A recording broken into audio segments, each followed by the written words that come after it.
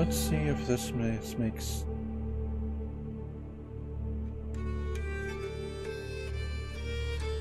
No, it makes a difference in the recording, but not to what's being streamed.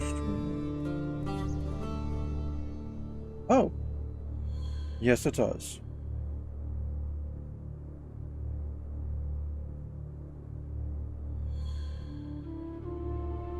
There's that much of a delay.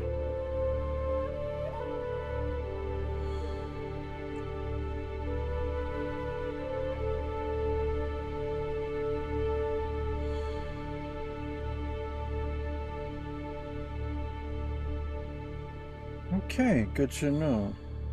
I'll have to remember to change the setting between recording and streaming.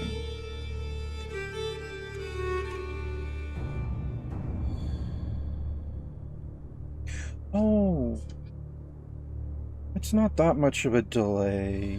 It's...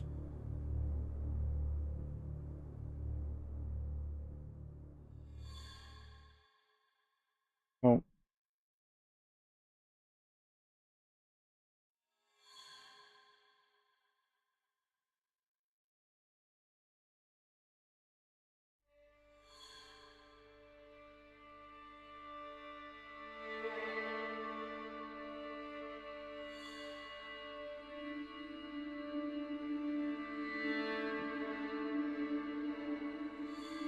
Sorry, I thought that the device that I'm listening to this on, just to see if things are working.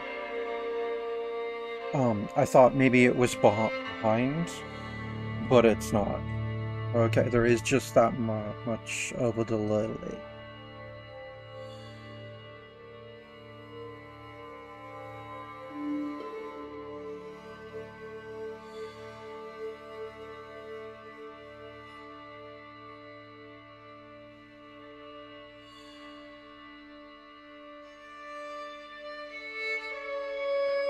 Alright, so, alright, I guess now that I've got the audio going... Oh man, hearing it back while I'm recording through my PC is tripping up my ability to actually speak. Which is very frustrating. Because it's like my mouth is trying to match what I'm hearing in that ear, and it's tripping me up. Because I already have a very light stutter that I have to deal with when I'm talking and kind of excited or whatnot. But, alright.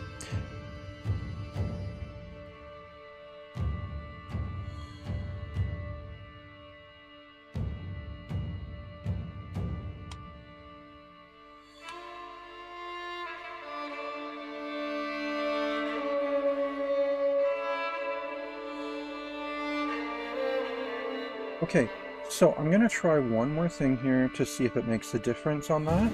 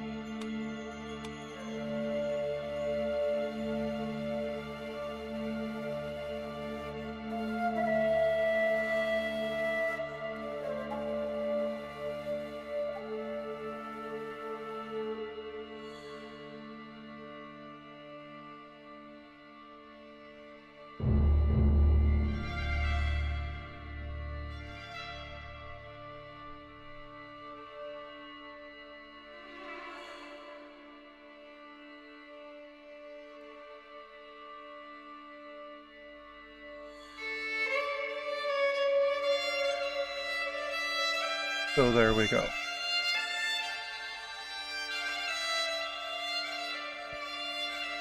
Alright, I just have to deal with that. So, it looks like there are some people watching the stream right now, and that's pretty cool. If anyone would like to, like, maybe just chat something, just so I can see that that's working, I would really appreciate that.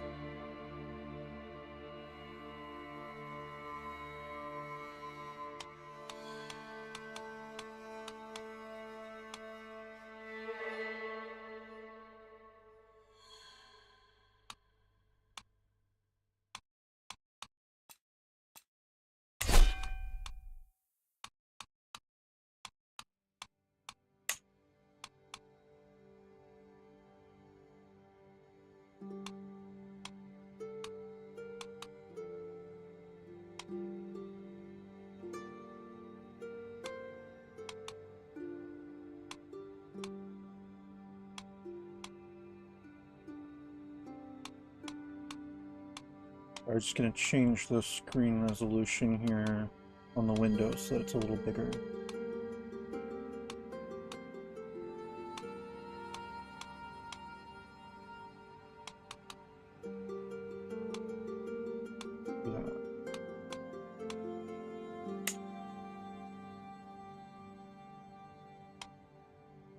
No, that's not ideal.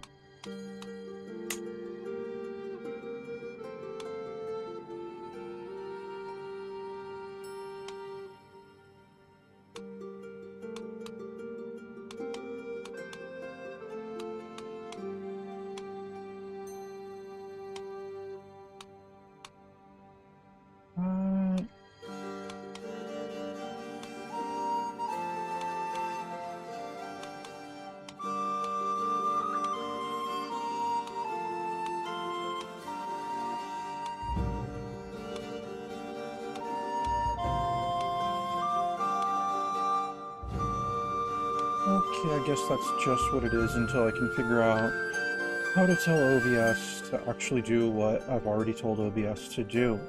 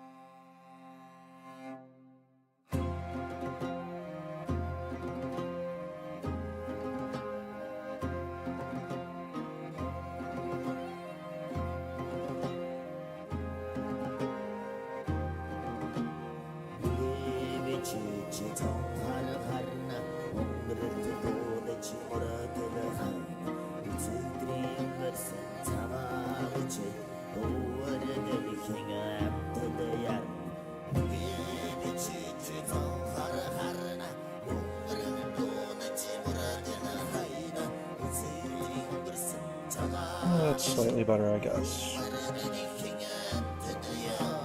Alright, once again, I will actually start playing something in just a sec.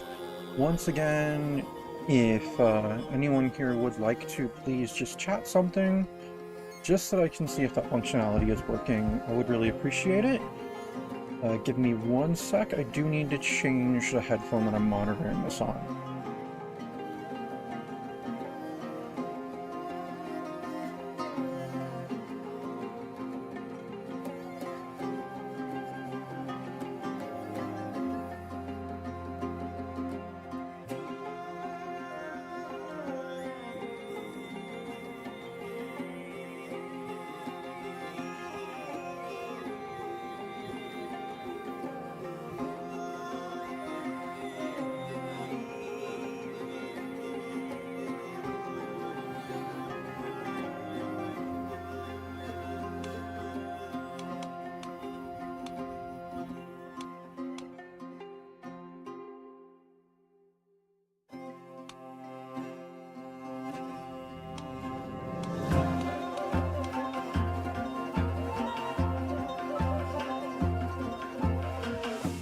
since it occurs to me I can watch the chat on my phone, maybe I'll just switch this back to full screen.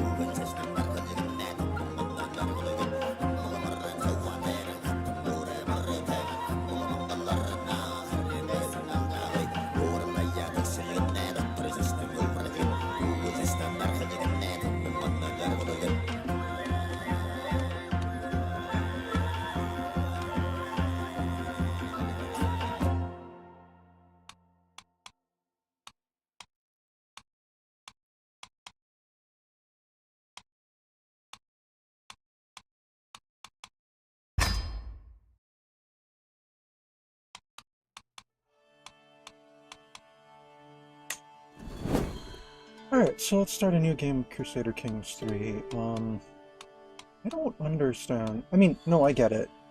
If there's a historical scenario that you want to play through, then I understand using later start dates. But don't you want to play the game for as long as you can? See, that's always my thought. So that's why I always start my playthroughs in 867.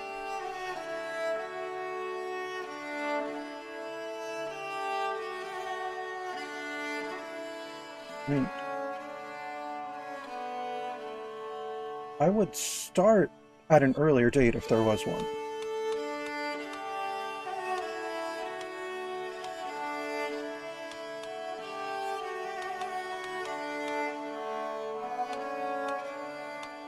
I mean, I've already done a pretty long playthrough until the game became unplayable, starting as Count Yudes. No, I think I feel like creating our own.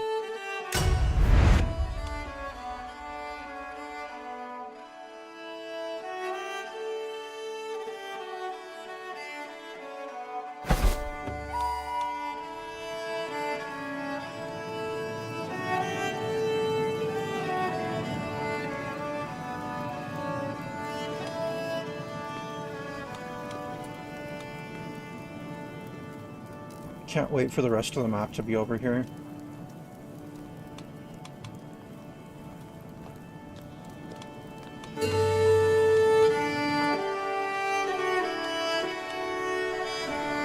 Oh, and I like how with the create your own adventure thing, you can't start somewhere, if I recall specifically, that's a theocracy. Or did they fix that? Well, I guess they fixed that.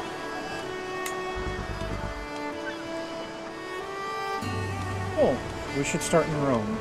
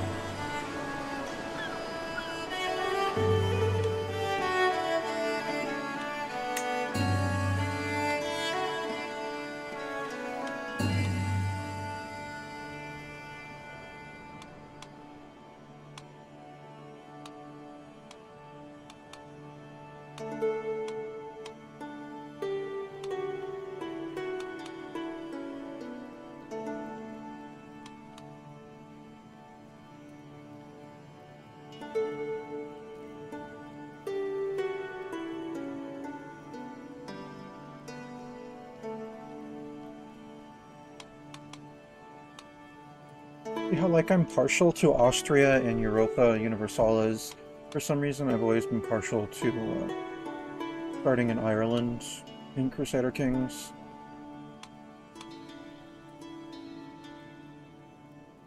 If I recall, that's where like the biggest chunk of my ancestry comes from, but still.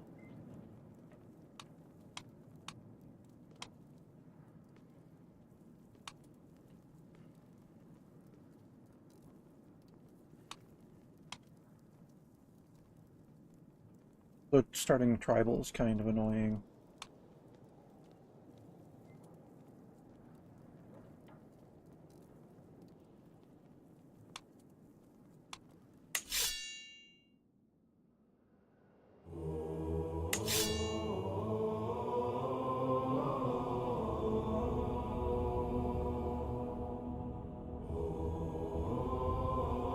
can start as a shepherd? Okay, good to know.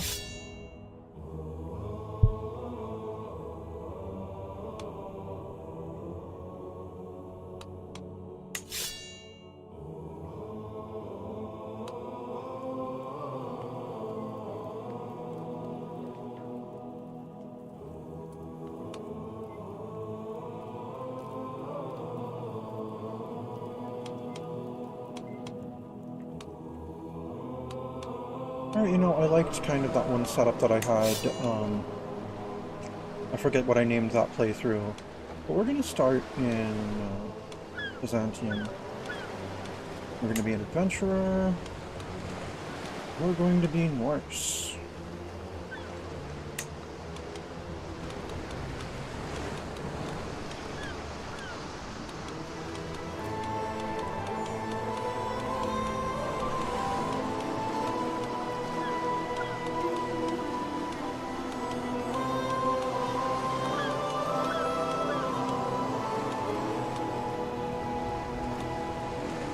Ah, North Germanic, there we go.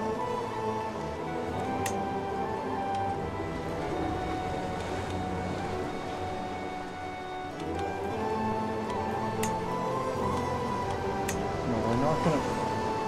Okay, not what I meant to do. We did not pick up Orthodoxy while we were serving in the Guard.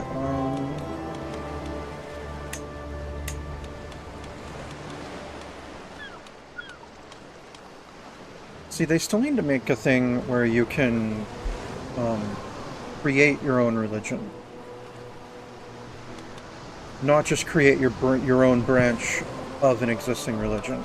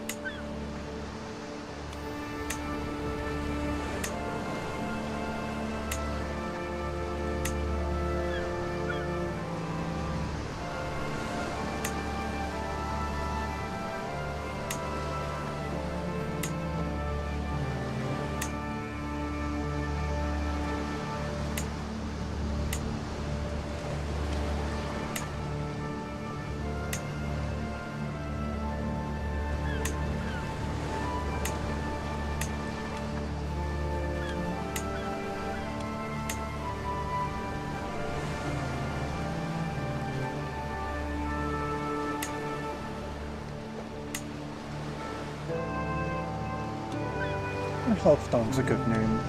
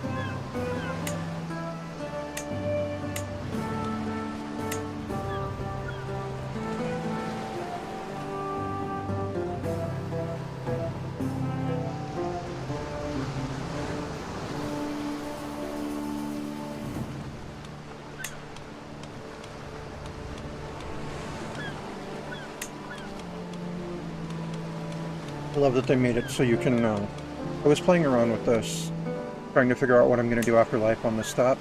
And I realized, and I noticed that they changed it so you can actually modify these. This detail edit thing that they've got going on now. That's pretty neat.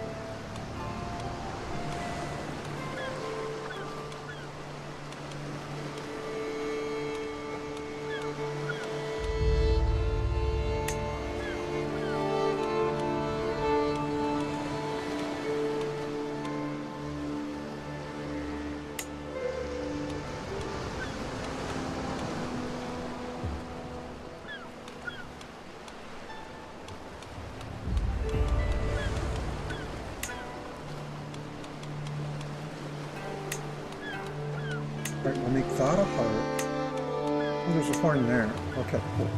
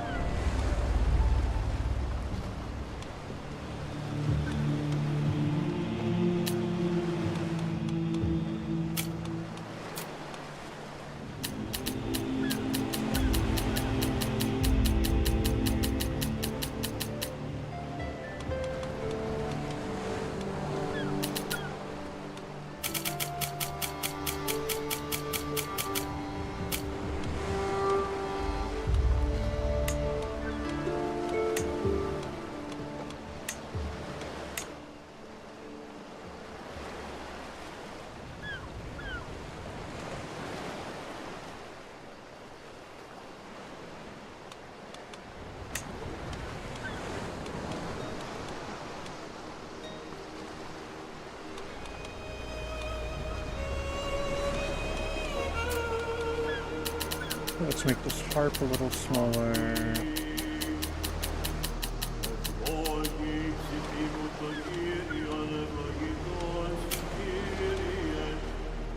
Position higher.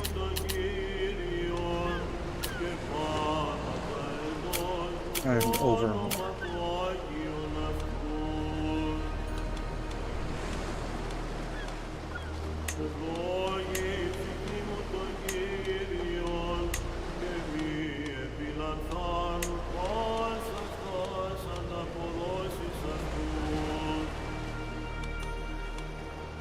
Alright, let's rotate this horn a bit.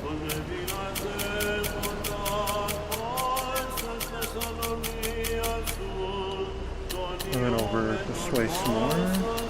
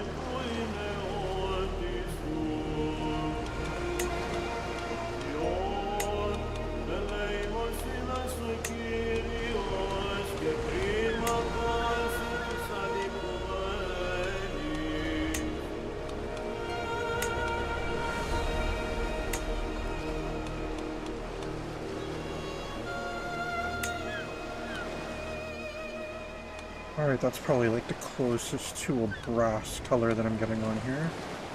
I mean, I also added this, but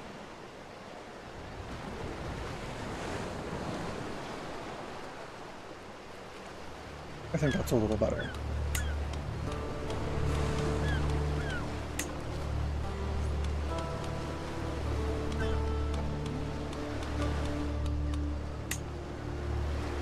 Alright, that'll just be a black strap on there. Okay, then for the harp itself...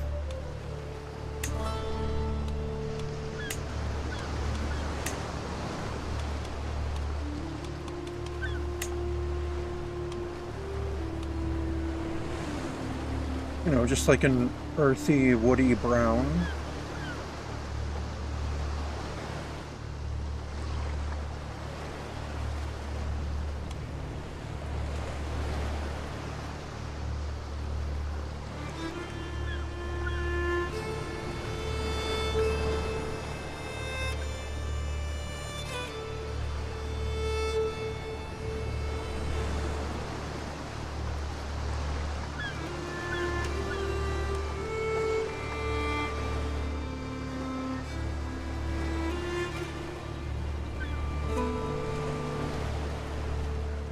Alright, and then there's our house name and motto, because I'm just weird like that.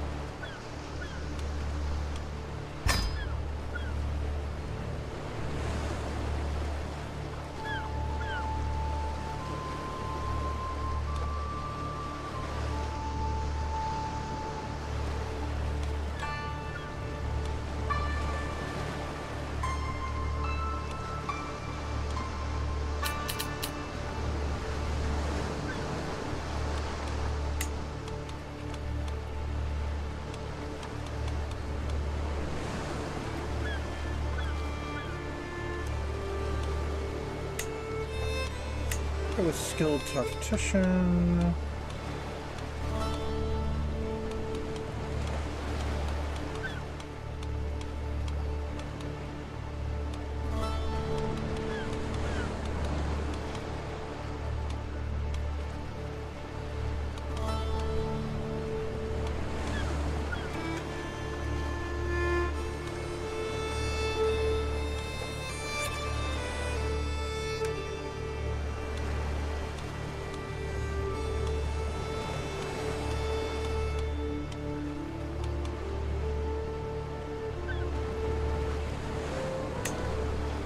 He is going to be wrathful, sadistic,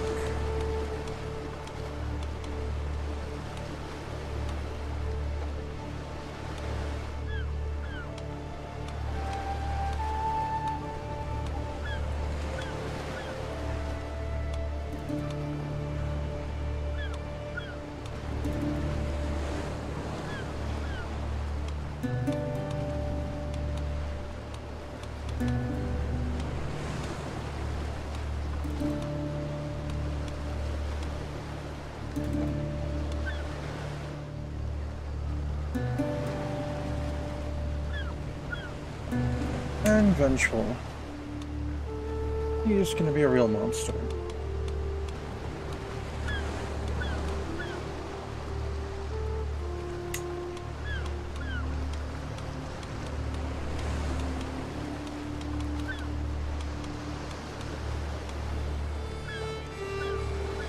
We have enough room to make him beautiful and still be achievement worthy.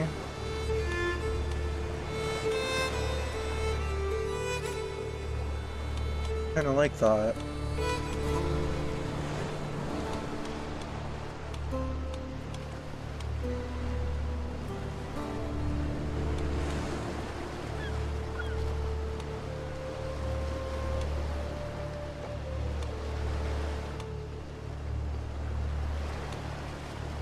We can make him albino too, just for that extra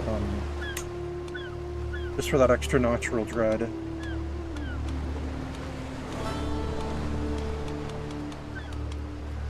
But no, because we still have to, I forgot, we still have to put in our engine.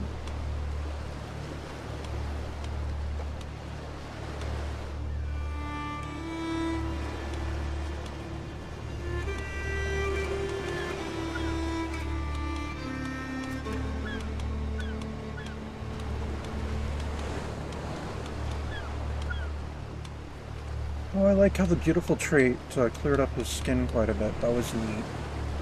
You can, however, just make him handsome.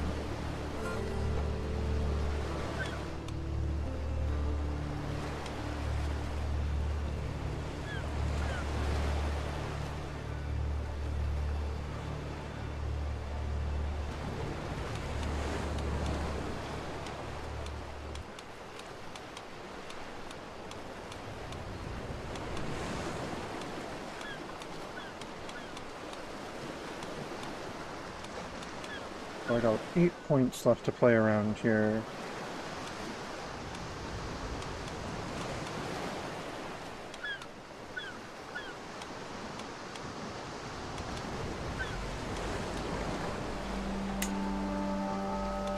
His prowess.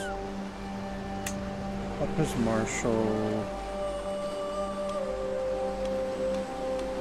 Up his prowess again.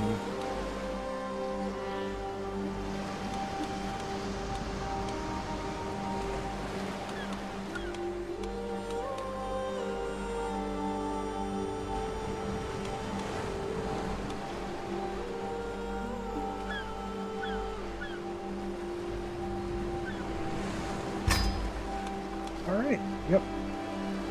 There's our character.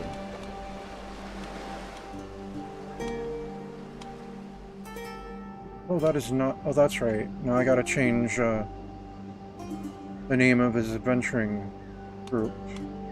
Well, actually I have to start the game first.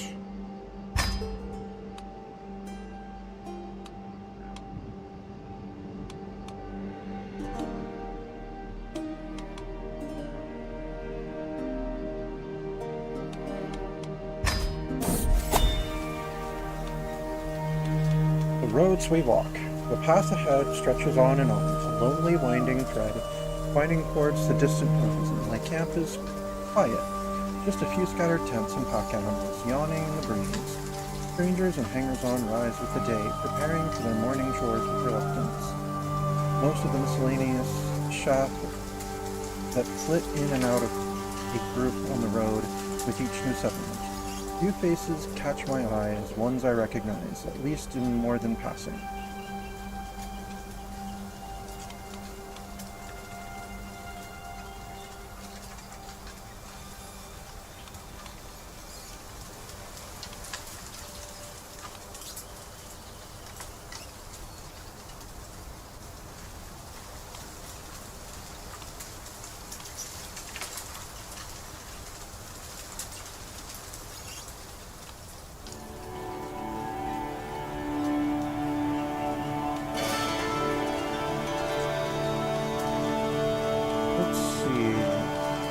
To be an army someday. I get some followers skilled in martial. I know thefts in the night even. Get followers skilled in intrigue. Or at least I count some good scrappers. I've taken no worthy followers yet. Well, at least I count some good scrappers.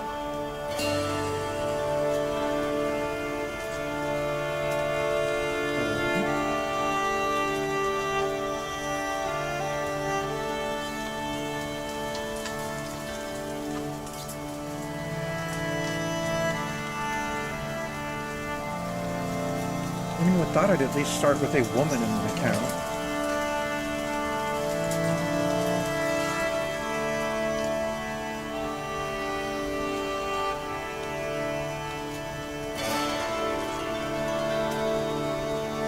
Well, at least I count some good scrappers.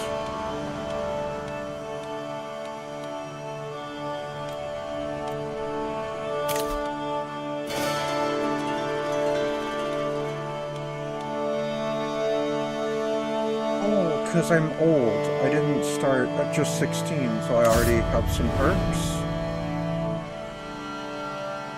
Serve the crown and impressment. Okay. Well, serve the crown was a good choice.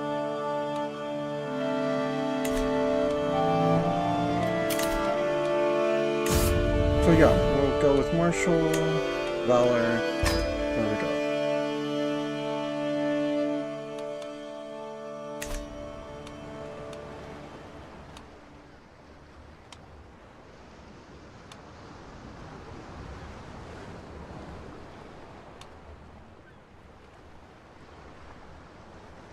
Ooh, there's a mug wealthy citizenry contract available right there.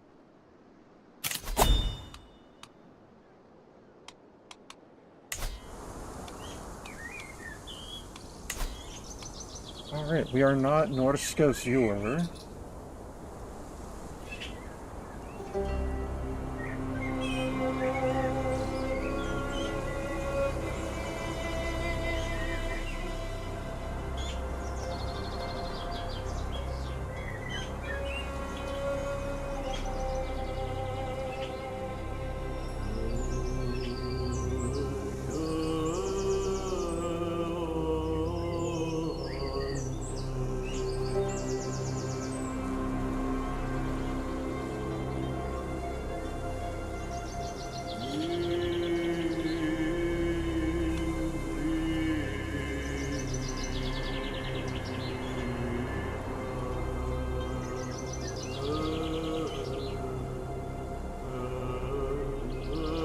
Don't know why we get a map color, but okay.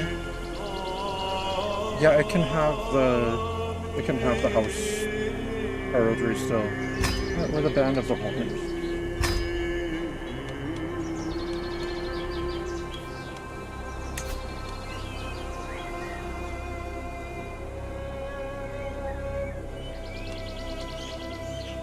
Alright, we don't have the resources yet to start constructing anything. That's cool, that's fine.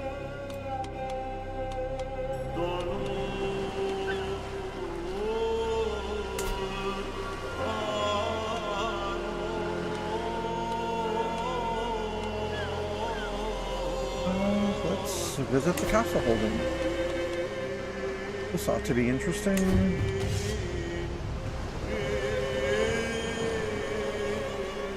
As we pass through arches and colonnades, we enter the great city of Constantinople.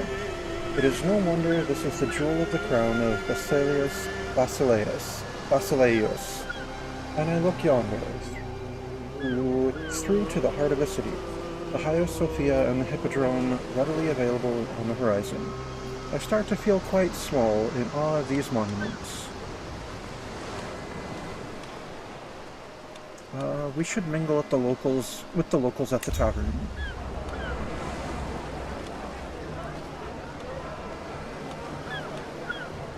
The tavern, gathering travelers and local Greeks alike, is brimming with activity. A storyteller is seated by the fire a bit further up, and up front a gathering of shabby chums are pestering the server for more bretsina. By the entrance I spot an inconspicuous hooded figure, clearly someone who values their privacy.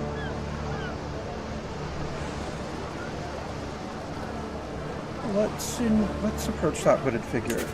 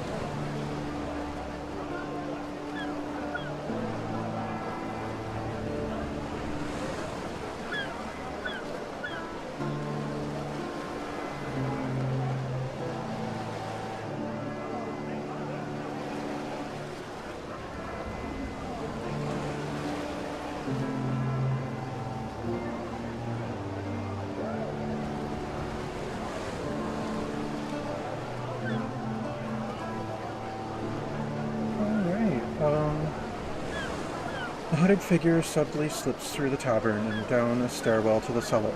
I look around gingerly as I follow her downstairs. At the bottom, she sits down by a chair fronted by a desk and lets the hood fall. I assume you recognize me by my reputation. The villainous and big-nosed criminal, Adriani. I have tenderized people for slighter insults. Now what do you want? Adriani's gaze fixates on me as she raises an inquisitive eyebrow.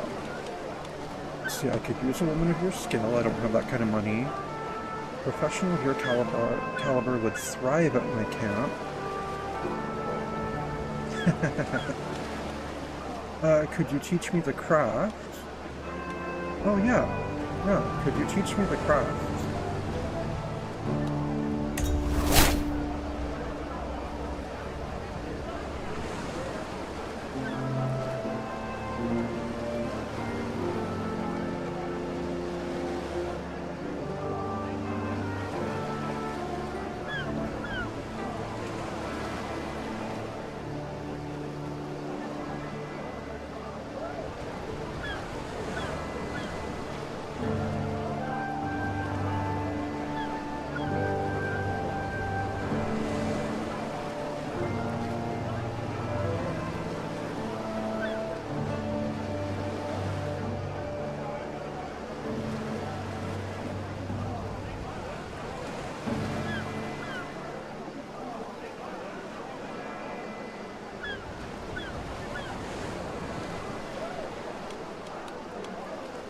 I navigate my way back from the cellar while my eyes readjust to the increased brightness of the common room. At the back of the room, a nobleman is busy chatting up a peasant man. My eyes linger on the nobleman's coat of arms while I weigh what to do next.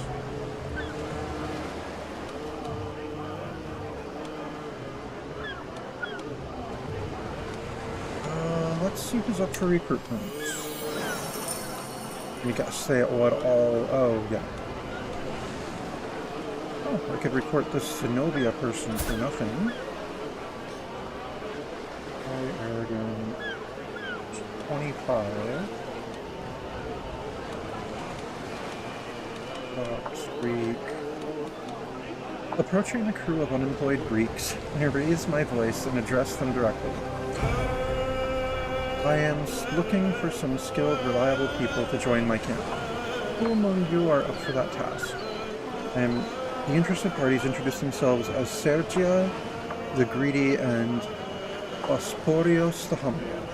I finish making introductions. A brusque woman immediately walks up to me. My name is Zenobia. For reasons that are my own, I would like to join your camp. Zenobia, was it? Join me.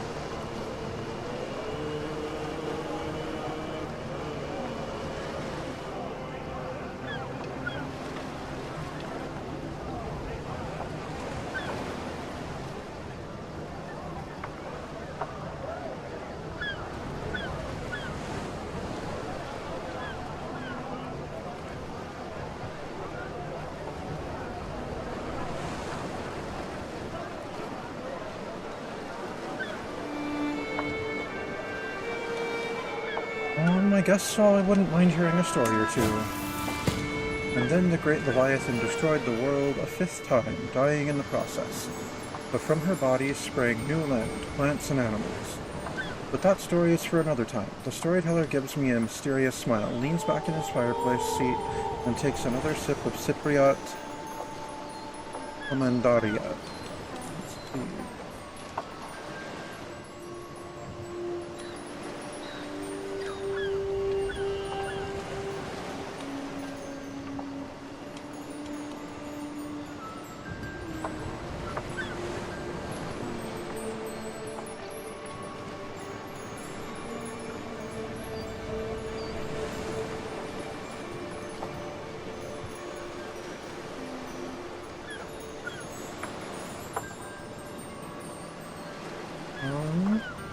That would cost me 18, but I'd get the Hostilitor trait just to start with already.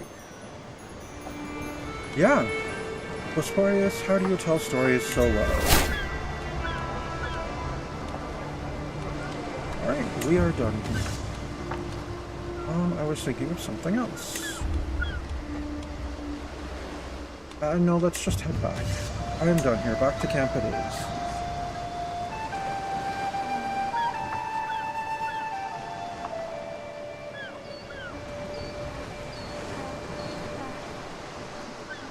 Alright,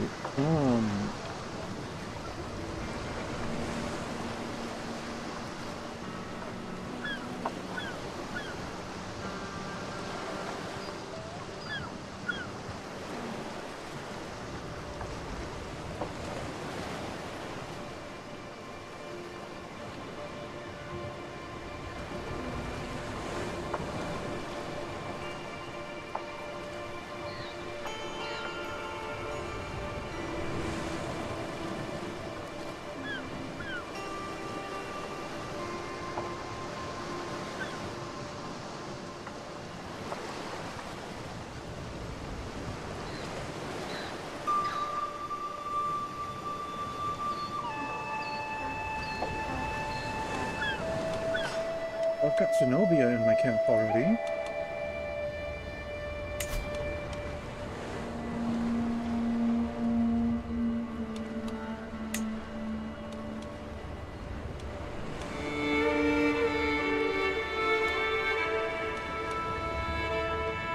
I mean, I lose some prestige because she's a commoner. But someone to bear my children would be good. We'll keep it in mind.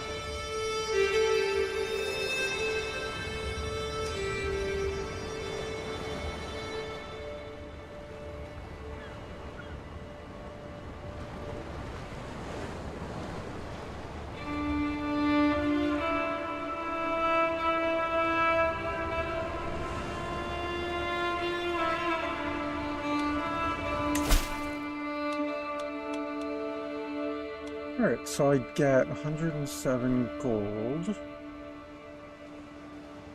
and 250 provisions. Alright, yeah. Let's travel to accept this mug wealthy citizen.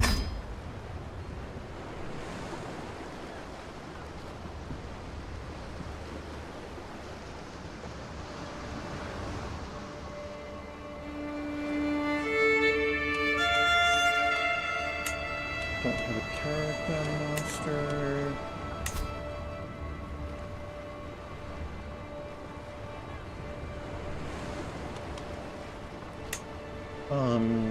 Antonios the Compassionate, okay. And would be an average caravan master. Cool. Let's see, there's a chance of danger in Chalcedon. Yeah, they might try to tell me some nonsensical things about the nature of Christ. Got it.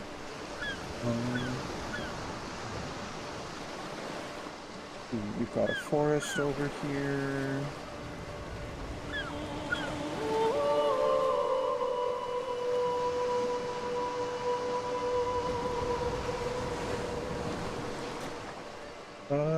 Thank you for the comment, Sour Seal. I've been trying to get someone to comment. I appreciate that. Let's see if that actually shows up on the OBS thing. It does! Yay! That functionality works. Awesome. Okay, so let's go ahead and travel to accept this contract.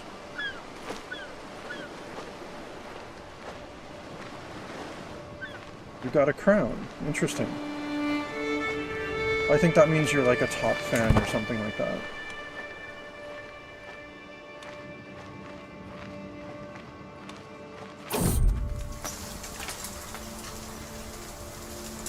Of travels to come. Journeying through Chalet, I pass by a peculiar-looking tent. It's laid open with its yet more peculiar-looking occupant inside. Come in, O mighty master. I can tell you have many miles to go, and I can offer you a reading of your future travels for a modest price.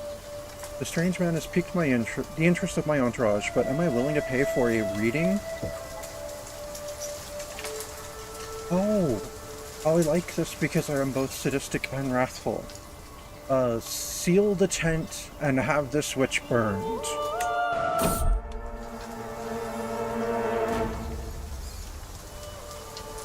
The woods of Chile are swarming with tiny, dark, blood-sucking insects. No matter what we do or where we go, they are there, leeching our blood like a torturous cloud sent by Loki himself.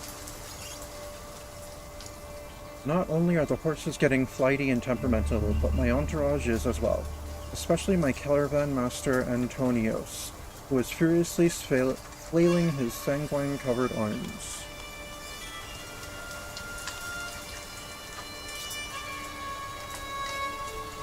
The other option is not very nice, but I'm sadistic, so not choosing it would cost me a lot of stress. I'm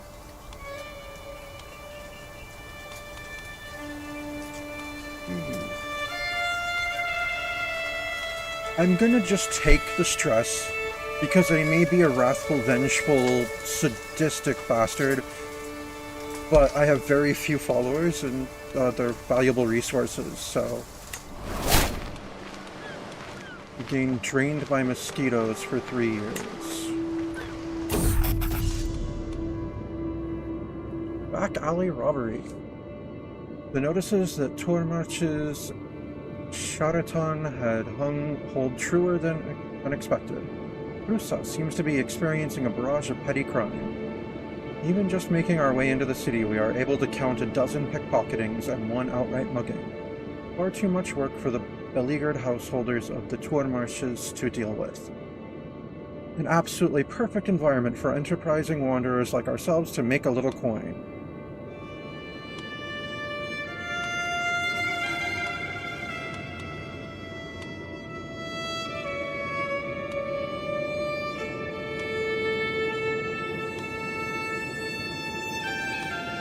Alright, remember, we're here to earn.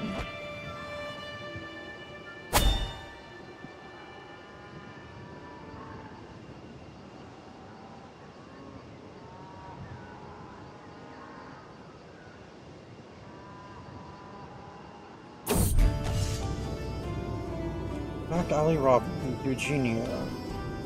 As afternoon trickles into evening, I stifle a yawn. Crime may pay well, but so much of it involves simply waiting. Although, hold on now, this woman looks promising. I recognize her as Eugenia, the local magnate of some small wealth, and perfectly suitable quarry, if perhaps not the richest on offer. With masks shrouding most of their faces, leaving only their eyes visible, the agents look to me to give the signal. Alright, I actually need to assign people to this game, though. Alright. Komitas would be a good thug. Alright. Would need to be a thug. Zenobia would be a good outcast.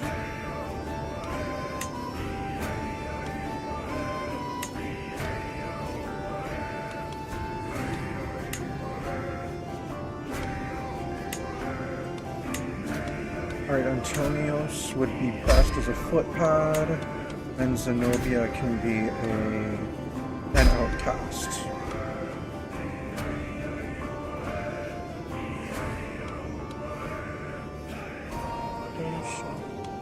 Alright.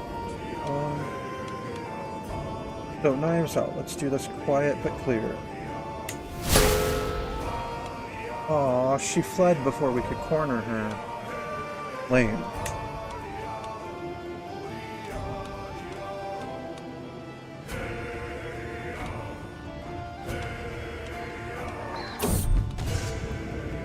Back alley robbery. Eusebia. Oh, she's cute.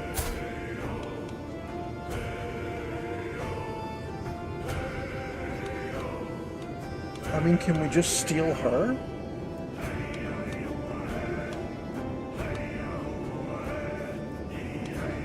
Nope, knives out, let's do this quiet but clear. Alright! We got 150 points. Nice. Oh, and she started holding a grudge. Well, that's too bad.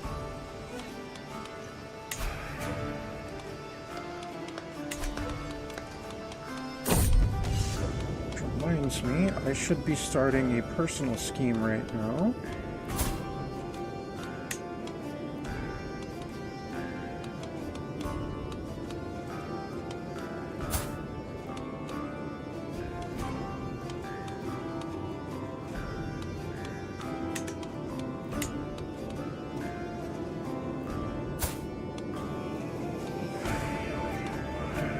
Alright, so the best bet of learning language with Komitas.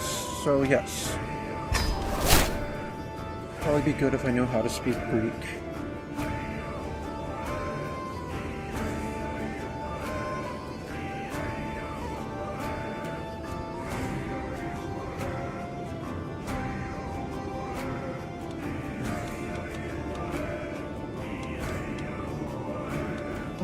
So we've got another person to try to rob. Leontios.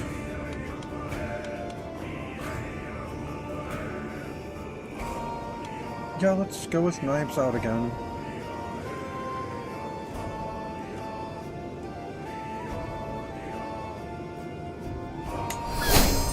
Alright.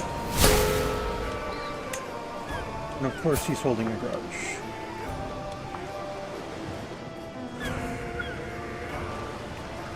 I'm making progress on Bandit. Oh, there we go. Learn language, pleasant prattle. As we pass through the barony of Prusa, a jubilant local approaches my entourage. Her smile stretches from ear to ear. I discern that she is offering a warm welcome, but the finer aspects of her speech are sadly lost on me. Be that as it may, I wave away my attentive companions and return her joyful greeting. I can hardly imagine a more excellent chance to practice my Greek. Hey! That, like, almost never happens. The jubilant local almost never is actually in a region where it makes sense for them to speak Greek. I mean, or whatever language I'm trying to learn.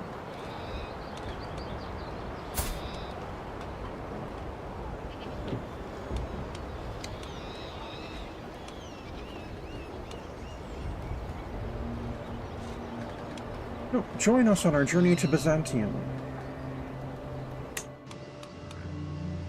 Right, let's see if she'd be a good thug or lookout. She'd be a crap either one, but slightly better as a lookout.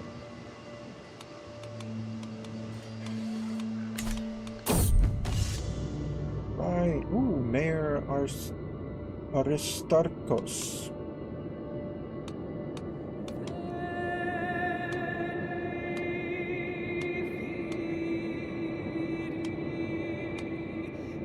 Alright, knives out. Oh, we got another 150. I mean, another 50 from this mayor. Who's, of course, holding a grudge. Aches and pains. Oof. I find myself making such noises when sitting down at the camp.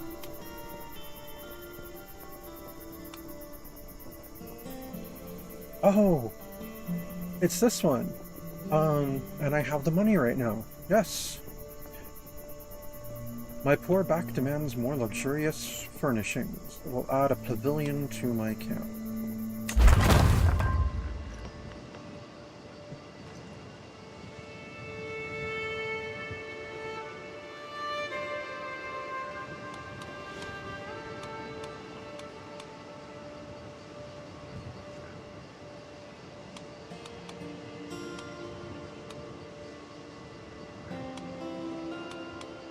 Let's take a look at my camp now. Got a level 2 pavilion. What would it cost for level 3?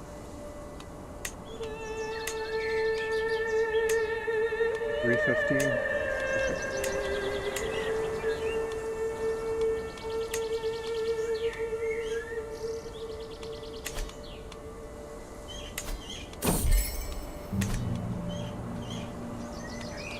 See, a follower's heart. Master Halfdan.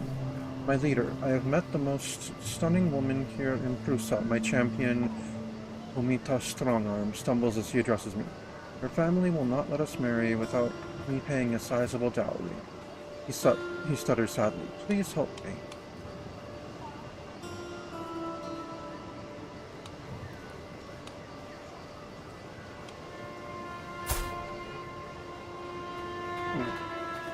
Oh. You know what? I mean, because then she'll be in our camp, so... Sure, I'll help you with that dowry.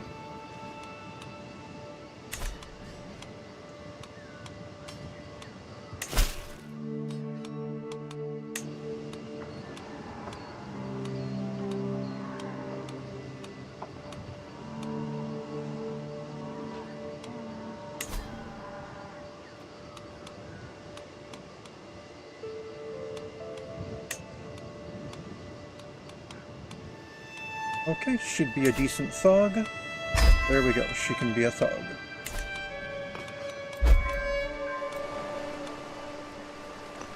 We've already spent all the money we've made, but that's the point of making money, so there we go.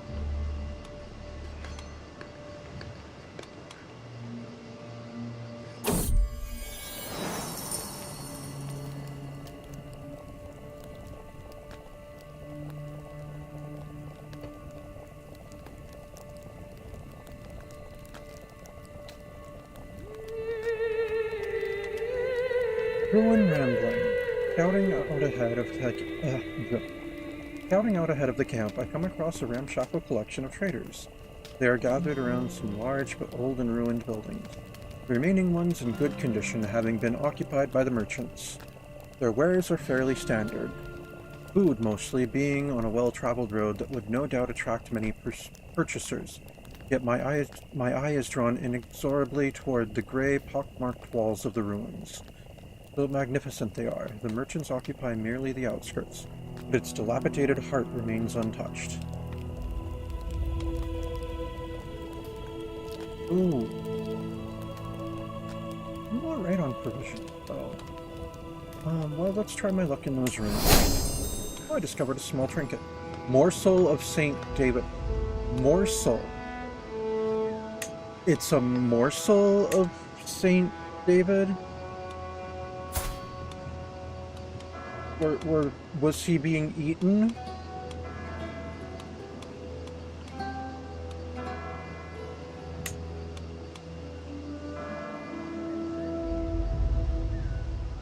This is disturbing, but I don't have anything else, so I might as well equip it.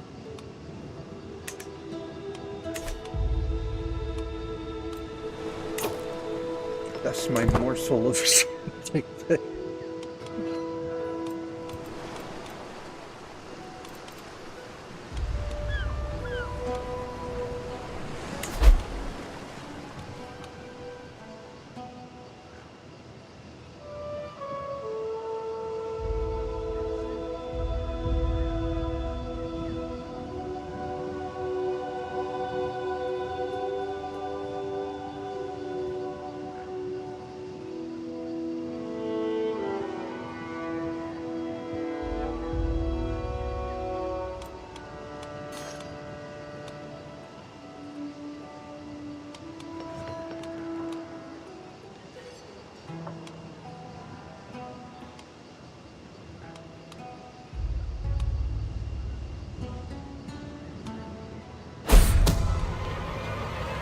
The existence of my plot to prey on the citizenry of Portmarch's Doraton has been discovered. While my involvement is not yet known, this will make it a lot more difficult to bring my plans to fruition. Curses. I mean, we're mugging people. It's not exactly a secret.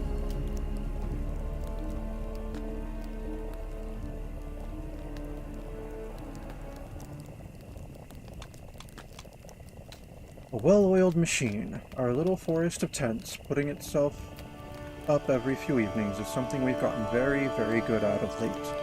First one, then another, with people and tools spreading out down the lines to help their neighbors in a model of speed and efficiency. Antonios and Eugenia, who've generally gotten along in the past, seem to be especially bonding tonight as they aid one another.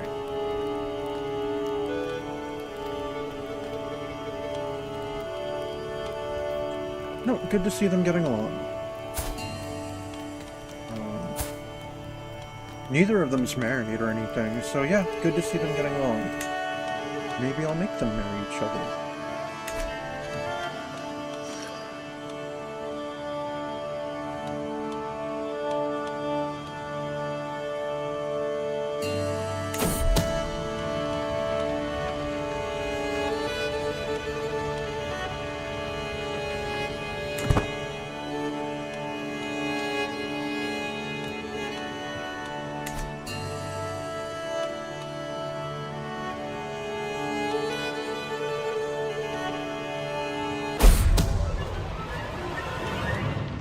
Agent discovered. Eugenia, my agent in Tormarch's Charaton's mug wealthy citizenry has been discovered. Now she is known to be untrustworthy and cannot help my case any further. Oh well.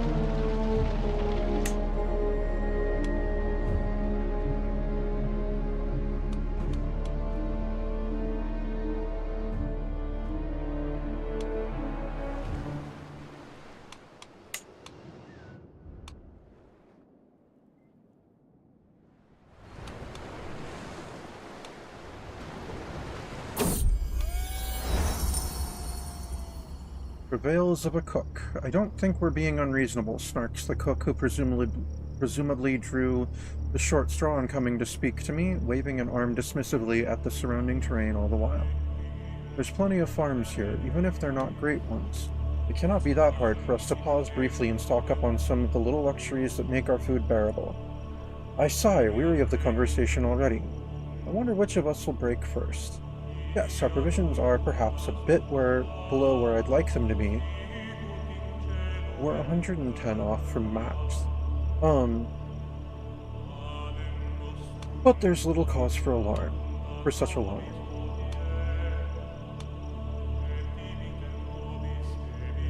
Oh, quite stern on provisions for 10 years. Yeah, it's not in the budget. Dude, we're good on provisions. We started with a decent amount and we haven't moved the camp or spent them on anything, so yeah.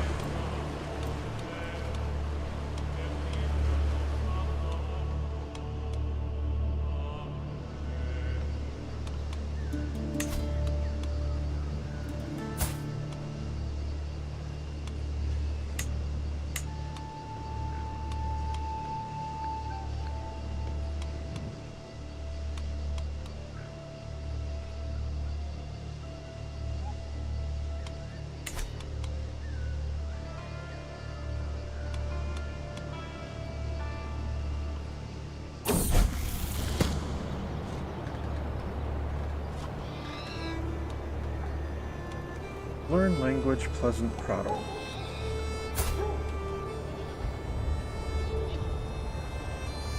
I mean, he's not great, but more people in the camp is more people in the camp. Yeah, join us on our journey to Byzantium.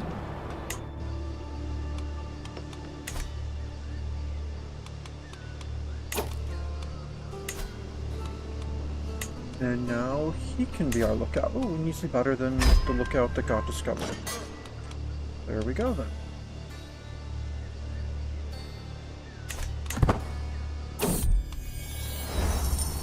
Fire and friends. Each night, the fire becomes the hub of the camp's social activity, people coalescing around my inner circle to wag tongues and trade friendly barbs.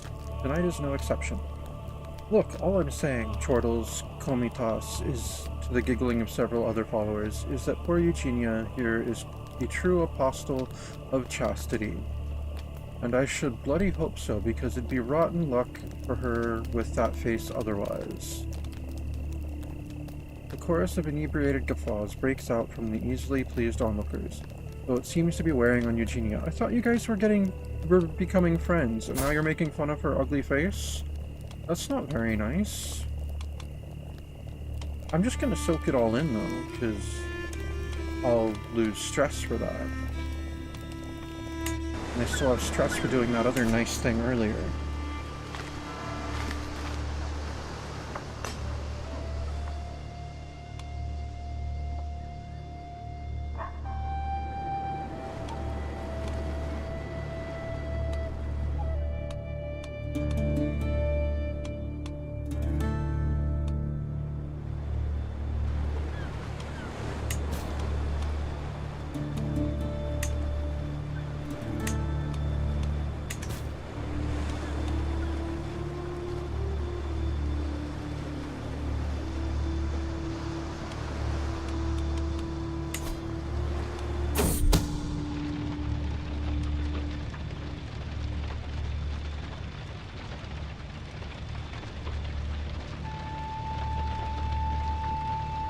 Two of my agents, Antonius and Agni, seem to have found common cause in our plan beyond the basic goal. Impressed by your compatriot's skill with wits, brawn, and physical conditioning required to mug wealthy citizenry, Agni has taken to studying what Antonios does differently to herself in the hopes of improving her own skill. Harmless enough in theory, but doesn't help our overall goal.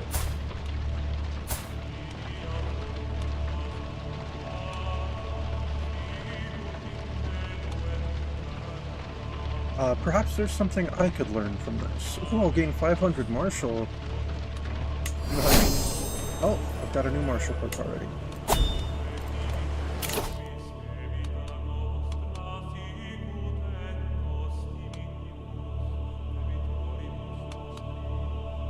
I'm gonna go with Stalwart Leader.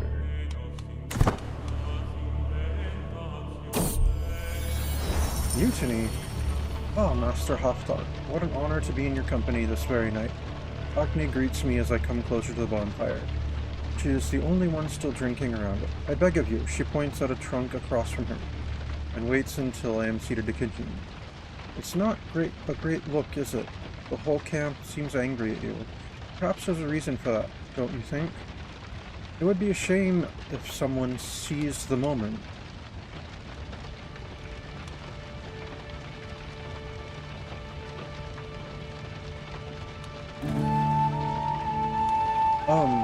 I'll show you.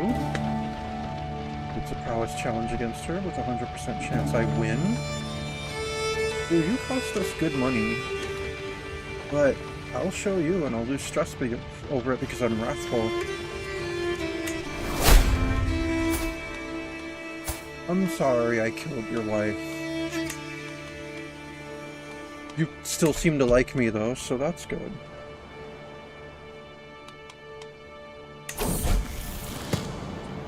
Yes! I learned Greek.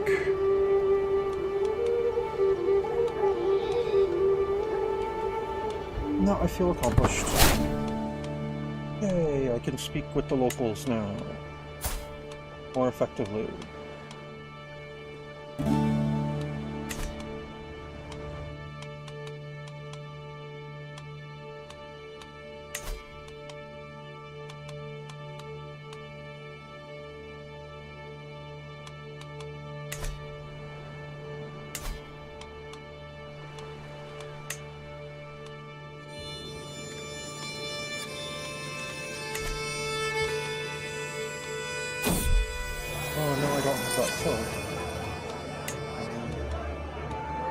No one else is available.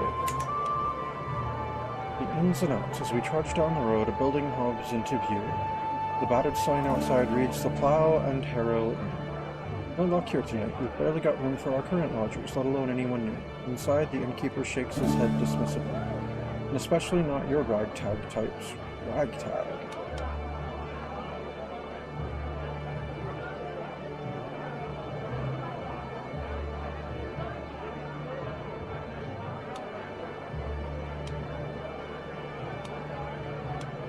I'm afraid I absolutely require lodging.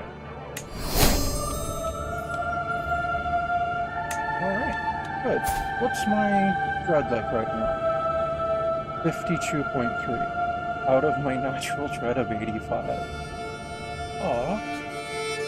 Okay, so the max dread of 150 does seem to be a nomad thing, apparently. Well, that's too bad.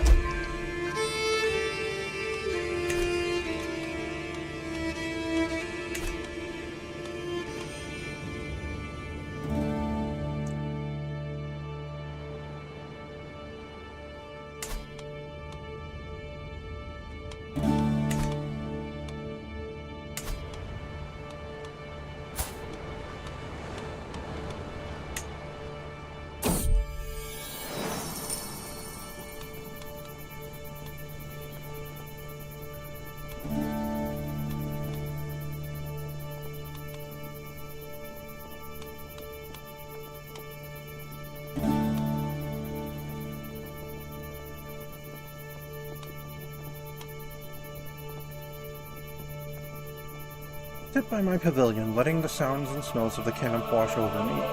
It's different from a life within the safe walls of the palace, so very different. The freedom is easy to enjoy. No obligations, no counselors yapping, no dignitaries to entertain, none of the downsides of the trappings of power. Yet these freedoms are dearly purchased. The constant scraping for survival wears thin. Increasingly, every night I yearn for a proper bed. See, I quite enjoy this life would give me the traveler trait. Best to keep my options open, 65% chance I get flexible leader. I must claim some lands in the future. Oh, lust for land. Let's see, martial +1, siege phase time, minus 10%. Well, hopefully I will be trying to seize some land somewhere within 35 years, so yes, I must claim some lands in the future. Alright, now back to analyzing... She's Ashkenazi. She's Ashkenazi. More Ashkenazi. Do you have any Arabs in your court? Oh, your wife is Norse. Neat.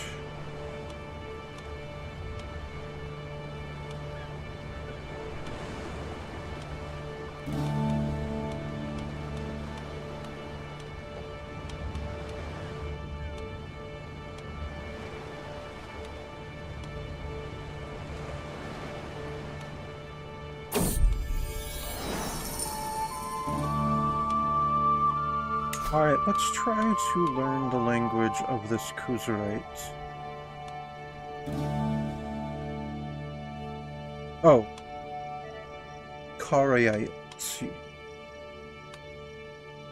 Start the scheme. I'm trying to learn her what language? Is that probably High German, I think? Lay of the land. None in my camp are intimately familiar with the terrain in Prusa, and such lands are not to be trifled with. It is for this reason that I find myself standing in front of a local guide, bartering for services to be rendered. It's no joke out there, he offers, drawing air in through gritted teeth. A theatrically worried gesture. You'll need either these maps or my services. I can tell you that for free. He is right. There's something about his demeanor that makes me hesitate. I could use a man like you. No, that would cost money. It would cost money. I don't have money, so...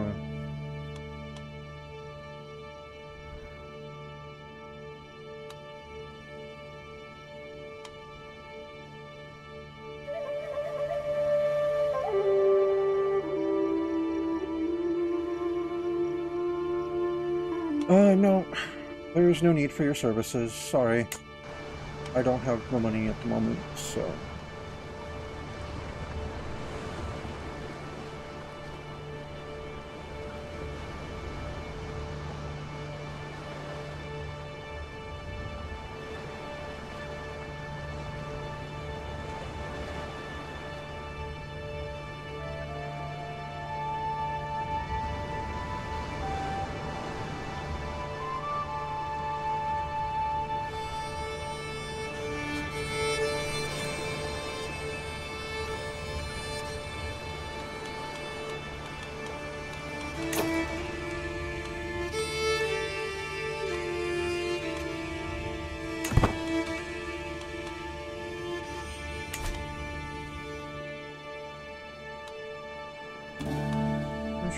Murder foe.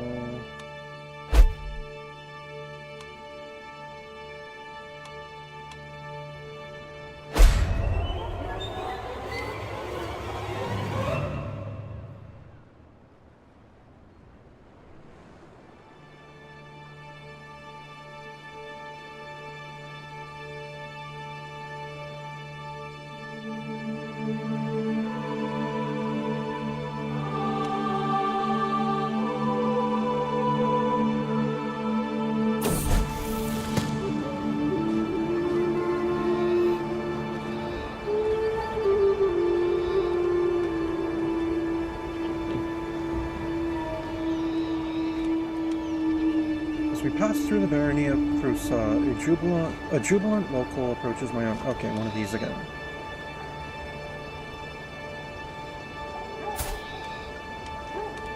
Well, yeah, join us on our journey. Oh, he's a novice physician, a mastermind philosopher. Nice! I got a Jewish scholar in my group.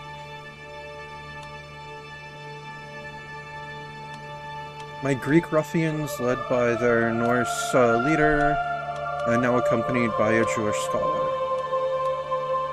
Cool. I like it.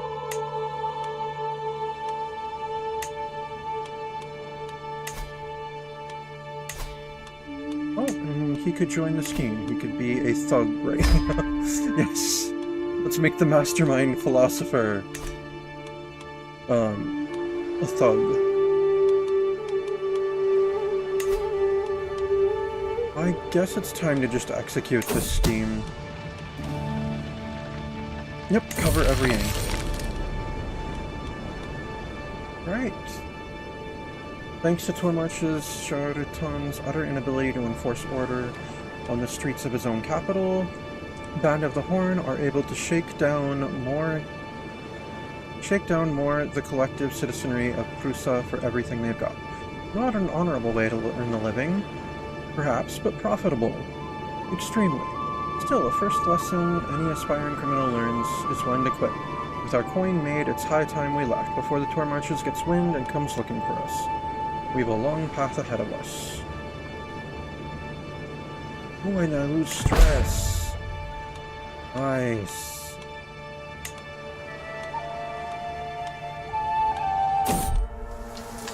Danger, a quarrelsome lot. As we trek through Chile, our caravan has stopped at a clearing bordered by dense undergrowth. I proceed toward the commotion, only to find Komitas and Zenobia having an irate row. Come on, Zenobia, I'm just trying to pass the time. Shouldn't we get to know each other a bit? Komitas exclaims, a somber look on his face. Zenobia shakes with discomfort, seemingly ready to bolt back to Byzantium.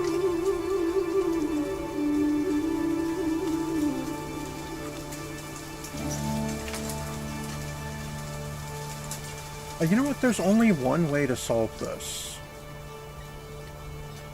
So I'm gonna make them fight. Got it. I love it. The toils of war. As we walk through the streets of Bithynia, a procession of soldiers emerge from a side street. Most of them are injured and aided by downtrodden civilians. A herald proudly stands up in front of the throng of people gathering around the marketplace, and declares with a loud voice, "We have crushed those African dogs yet again. It is only a matter of time before victory is ours. And yet I can't help but snicker when I look at these fools who have ruined their lives." Y'all donate some coins to these poor wretches. Maybe they have some wisdom to share from their battles. Or, well, enough of this doom and gloom. We have places to go.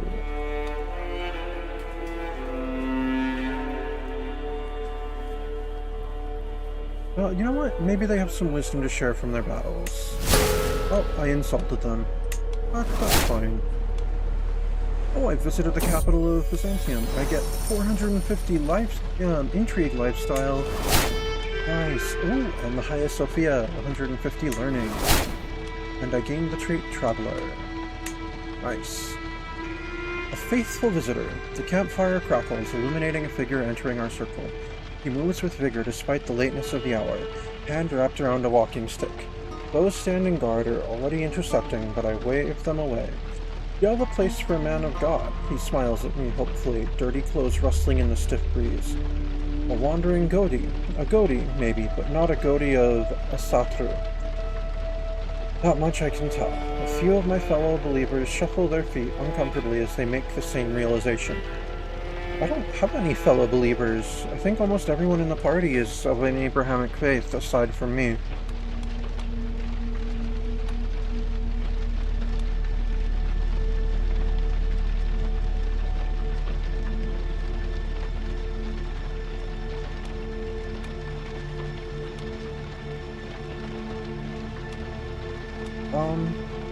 We could do with a man of such worldliness. Nope, he has plans beyond the camp. That's fine.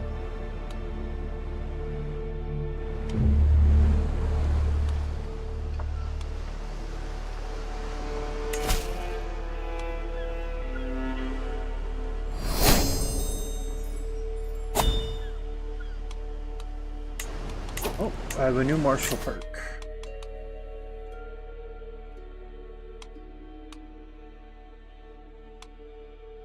Let's go with Chivalric Dominance.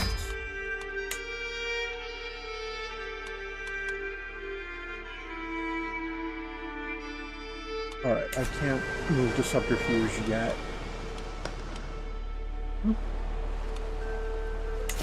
Let's heist treasury.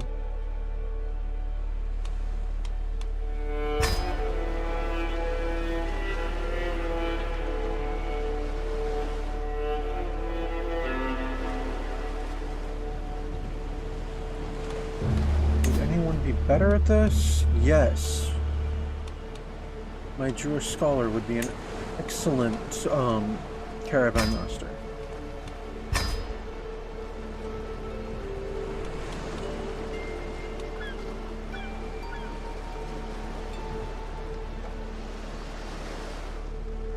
Alright, travel to accept the contract. Let's go heist someone's treasury.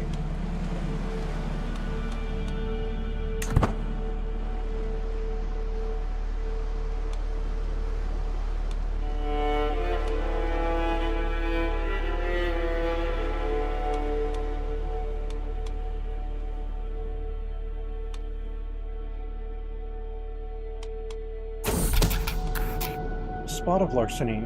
Preliminary scouting around CKIII suggests we might be able to get away with this.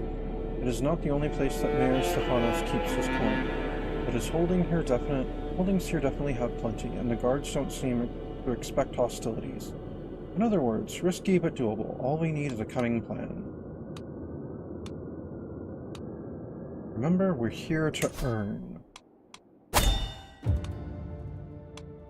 Komitos would make a good thief.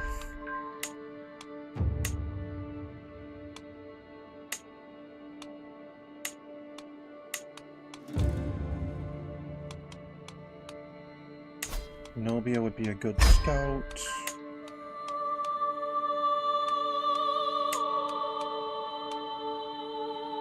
Antonios can be a thug. Manuel will be a good infiltrator. And Haran can be a good thief as well.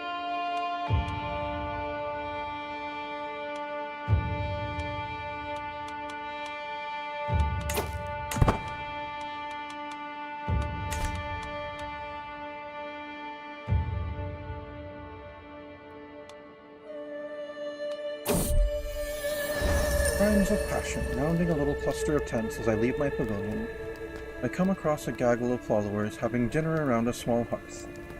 Curiously, both Manuel and Aran are amongst them, neither of whom particularly enjoy one another's company. Before I have time to ponder such a strange quirk of seating, Aran mutters something inaudible, not unaudible, only for the whisper to send Manuel into a blind rage. With a flash, a weapon is drawn, and blood is about to be spilled.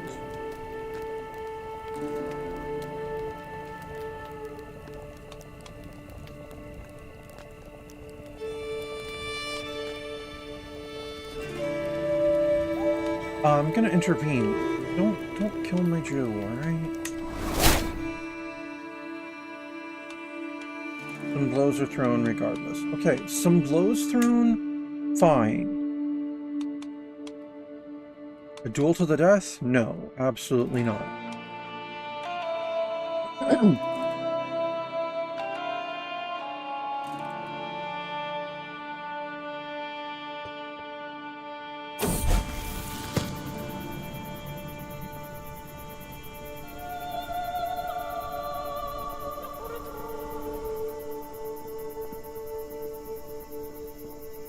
The North scale hybridization? Okay. Good for them. Don't know why that's something I over here in Constantinople needed to know about.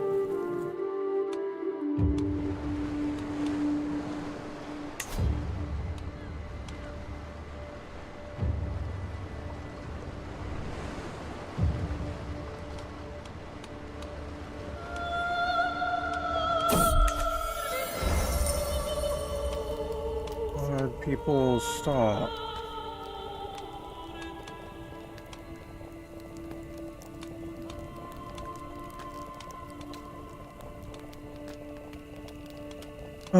Figure it out amongst yourselves, people.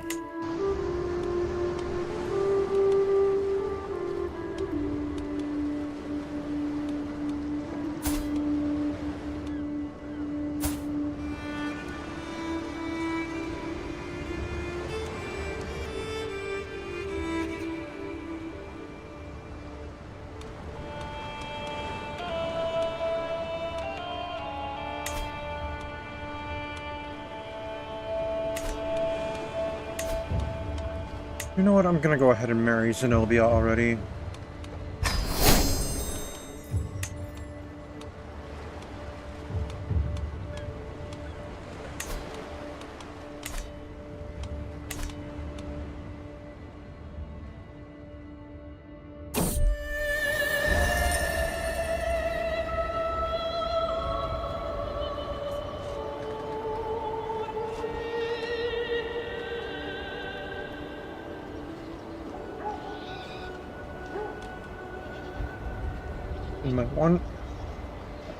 In my wanderings outside of camp, I come across a clearing in the forest, rich with all manner of colorful berries adorning the bushes. They're unlike any I have seen before, and look so tantalizingly delicious, and it would take my followers less than an hour to pick them all. Could these be a much-needed gift from Ymir, or a trick from Loki meant to test us? Life is an adventure, even for the stomach.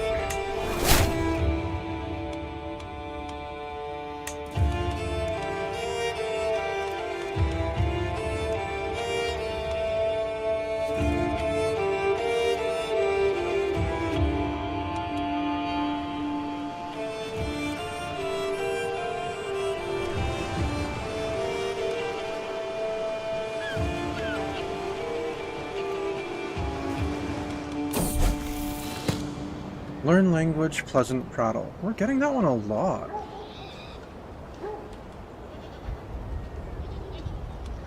Alright, yeah, join us on our journey.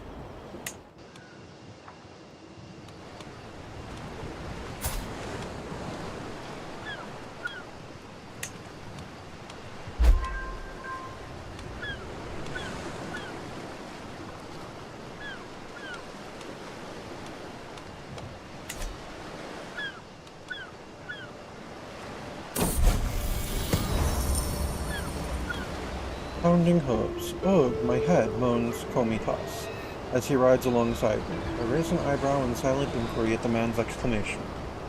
In response, Komitas simply slumps down across his horse, whimpering and clutching at his temples. Clearly, someone had a good night last night.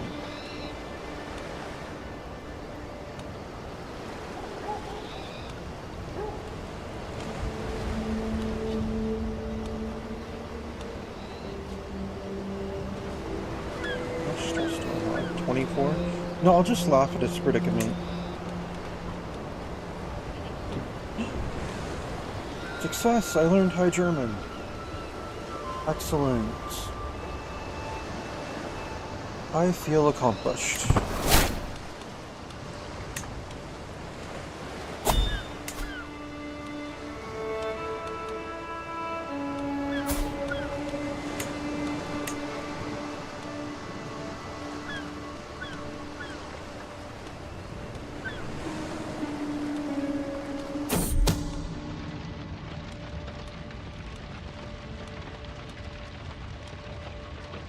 Alright, the court here are all good orthodoxes. Learning on the job. Of those I've chosen to involve in this civil contract, Mr. Zenobia is probably not the absolute most skilled.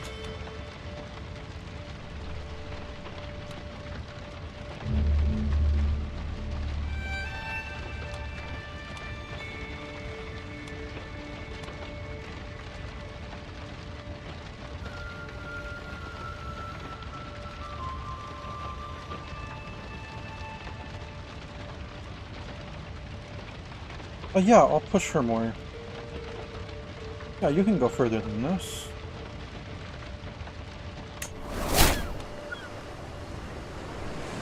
Yay. She got even better at her intrigue.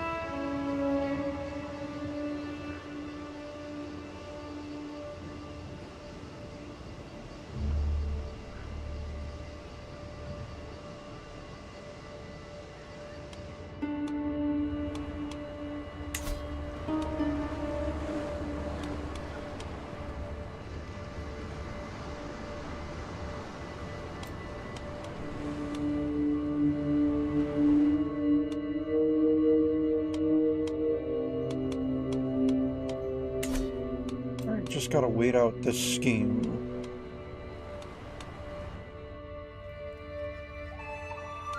But actually, I've been going for a while now, and I have other things to do today as well, so I think after this event here, that's where I'm gonna call it for the day.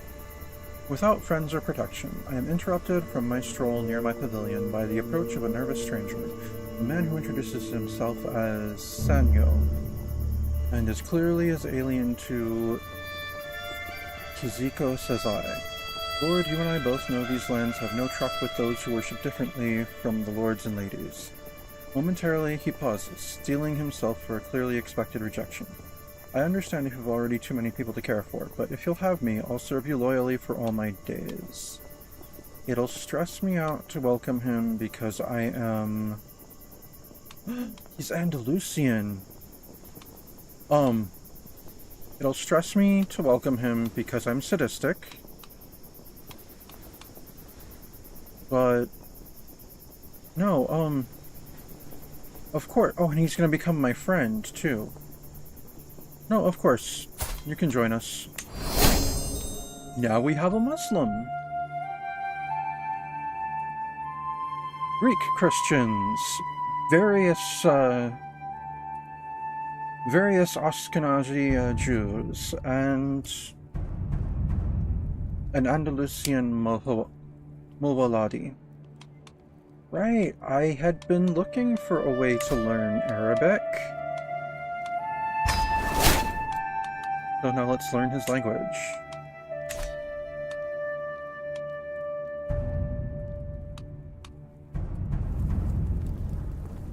And then that is where I'm going to end the stream for today.